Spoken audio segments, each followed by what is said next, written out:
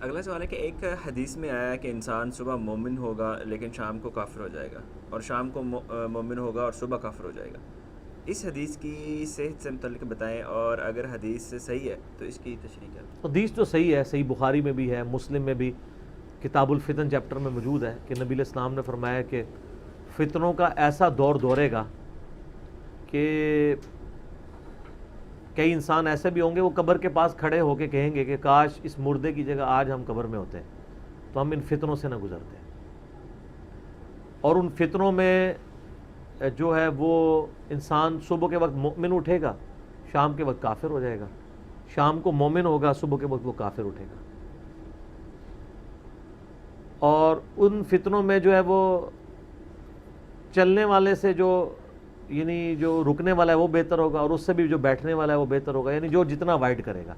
اور بخاری مسلم میں الفاظ ہیں کہ ایمان بچانا ایسے ہوگا جیسا کہ ہتھیلی پہ انگارہ رکھنا۔ ہتھیلی پہ انگارہ رکھتے ہیں تو ہتھیلی جلتی ہے، اور اگر اس کو یوں کر کے جھٹک دیتے ہیں تو انگارہ نیچے گر کے بجھ جائے گا، یعنی ایمان ختم ہو جائے گا۔ یعنی ایمان کی حفاظت اتنا مشکل ہے جتنا اس انگارے کو، یعنی جس طرح انگارہ رکھنا ہتھیلی پہ تکلیف دے، اس طرح ایمان رکھنا تکلیف دے ہوگا، لیکن ہم نکال بھی نہیں سکتے، ایمان ضرورت ہے۔ تو ان حدیثوں کی تشریحات مختلف لوگوں نے مختلف کی ہیں۔ بعض لوگ کہتے ہیں نہیں، صحیح مسلم میں حدیث ہے 246 کہ بندے کے کفر اور شرک اور اسلام کے درمیان فرق نماز ہے۔ تو وہ تو اس پہ فٹ نہیں ہوتی، اس لیے کہ جو نماز نہیں پڑھ رہا وہ صبح بھی نہیں پڑھ رہا تھا، شام کو بھی نہیں پڑھ رہا۔ ایسا تو نہیں ہے کہ شام کو بے نمازی سوتا ہے اور صبح اٹھ کے بے نمازی ہو جاتا ہے۔ شام کو بھی بے نمازی سوتا ہے، صبح اٹھ کے بھی بے نمازی ہوتا ہے، اللہ یہ کہ کہیں نماز شروع کرتے ہیں، اس پہ بھی فٹ نہیں ہوتی۔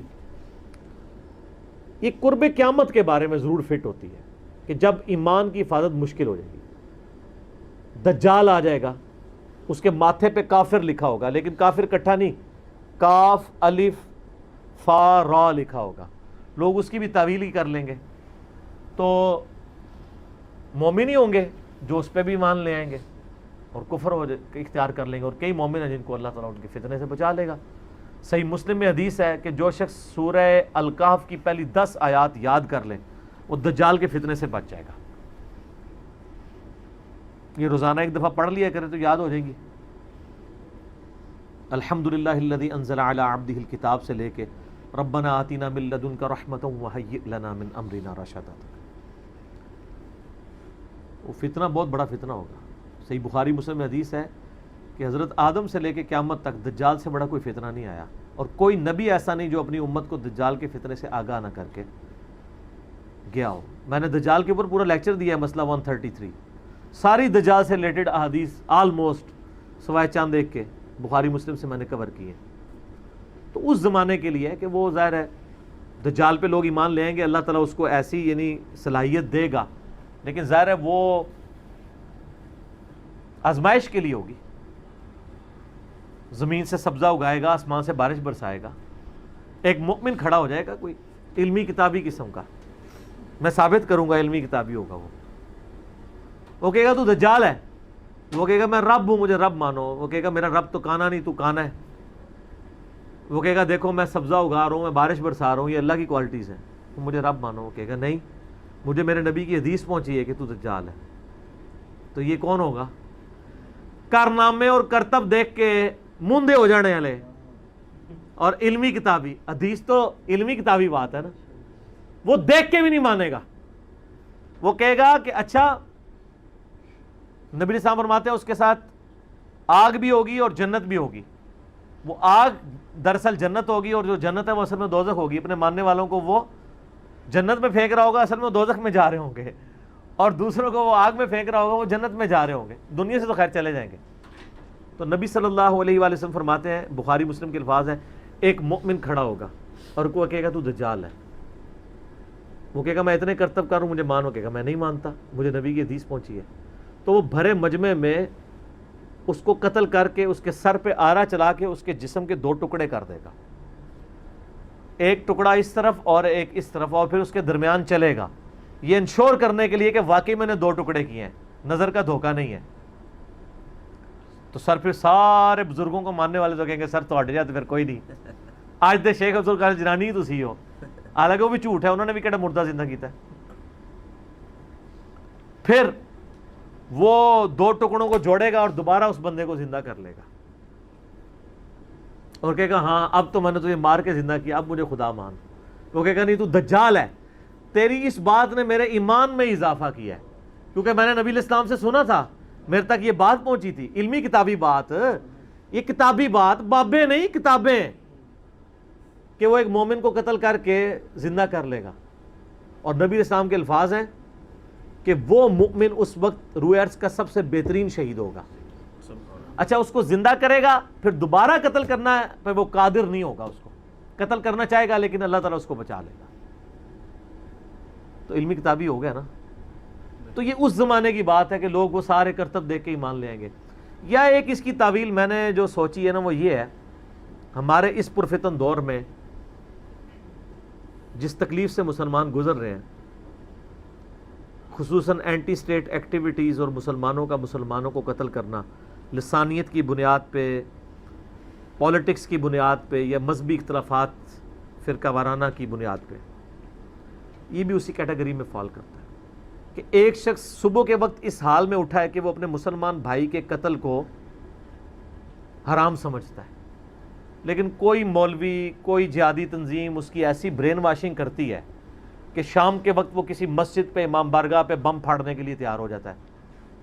تو جو شخص کسی مسلمان کو مارنے کے لیے آمادہ ہو جائے اور اس مارنے کو حلال سمجھے بلکہ ثواب سمجھے تو وہ کیا ہے؟ کافر۔ کیونکہ مسلمان کا قتل ناحق حرام ہے اور حرام کو حلال سمجھنے والا کیا ہے؟ کافر۔ تو میں نے یہ تعویل کی ہے کہ صبح کے وقت وہ مومن اٹھے گا، شام کے وقت برین واشنگ ہو کے وہ کافر ہو چکا ہوگا۔ شام کو مومن تھا، صبح کے وقت، رات کے وقت وہ کہیں اس کو برین واشنگ کی انہوں نے، صبح کے وقت وہ کسی پہ مسلمان کے قتل پہ آمادہ ہو گیا اور قتل جیسے بڑے گناہ کو حلال سمجھ لیا، کافر ہو گیا۔ سو نبی داؤد میں حدیث ہے کہ نبی صلی اللہ علیہ وآلہ وسلم نے فرمایا اللہ تعالیٰ یا تو شرک کو معاف نہیں کرے گا یا کسی مؤمن کو ناحق قتل کیا گیا اس گناہ کو معاف نہیں کرے گا، باقی ہر گناہ معاف کر دے گا۔ لہٰذا یہ جو قرآن کی آیت ہے نا، آیت نمبر 48 اور 116 سورہ نساء کی، ان اللہ لا یغفر ان یشرک بہ ویغفر ما دون ذلک لمن یشاء، اللہ شرک کو معاف نہیں کرے گا، اس کے علاوہ ہر گناہ جس کے لیے چاہے گا معاف کر دے گا، مگر جس کے لیے چاہے گا۔ تو اس میں اشارہ ملتا ہے کہ شرک کے علاوہ بھی کوئی ایسے گناہ ہیں جو کسی کے لیے معاف نہیں ہوں گے، اور وہ نبی علیہ السلام نے فرما دیا قتل ناحق ہے، کیونکہ قتل ناحق کفر ہے۔ آپ مومن کے قتل کو حلال سمجھے ہوئے، سورہ نساء میں بھی ہے، میرا مسئلہ 28 پورا ریکارڈڈ ہے کہ جس نے کسی مومن کو ناحق قتل کیا اس کی جزا ہمیشہ کے لیے دوزخ ہے، ہمیشہ کے لیے، کیونکہ اس نے حلال سمجھ لیا نا اس کو، حرام کو حلال۔ ایک بندہ زانی ہے، گناہگار ہے، لیکن ایک زنا کو کہتا ہے میں حلال سمجھتا ہوں، وہ کافر ہے۔ کسی بھی شریعت کی حرام کو حلال سمجھنا، حرام کو حرام سمجھتے ہوئے کرنا گناہ ہے، حرام کو حلال سمجھتے ہوئے کرنا کفر ہے۔ تو بڑا سینسٹیو معاملہ ہے۔ تو یہ بھی پرفتن دور میں ہو سکتا ہے۔ اس کو سپورٹیو وہ بخاری مسلم میں حدیث ہے کہ نبی علیہ السلام نے فرمایا قیامت کے قریب حرج عام ہو جائے گا۔ صحابہ نے کہا حرج کیا ہے؟ تو فرمایا کہ قتل، خون ریزی، قاتل کو نہیں پتا ہوگا کہ وہ کیوں مار رہا ہے اور مقتول کو نہیں پتا ہوگا کہ مجھے کیوں قتل کیا جا رہا ہے۔ سر جو لوگ مسجد میں نماز پڑھنے گئے ہیں یا امام بارگاہ میں گئے ہیں یا کسی جلسے جلوس میں گئے ہیں، ان بیچاروں کو تو پتہ ہی نہیں تھا کہ ہمیں کیوں مارا جا رہا ہے، اور جو مارنے والا ہے اس کو بھی نہیں پتا میں کیوں مار رہا ہوں، اس کی بھی برین واشنگ ہوئی ہوئی ہے۔ تو یہ بہت خطرناک معاملہ ہے۔ تو میرے خیال میں کہ یہ حدیث جو قرب قیامت میں صبح مومن اور شام کو کافر، وہ اس طرح کے ایونٹس کے اوپر فٹ بیٹھتی ہے۔ لہٰذا کوئی اگر اس چنگل میں پھنسا ہوا ہے تو وہ اپنی اصلاح کے لیے کوشش کرے۔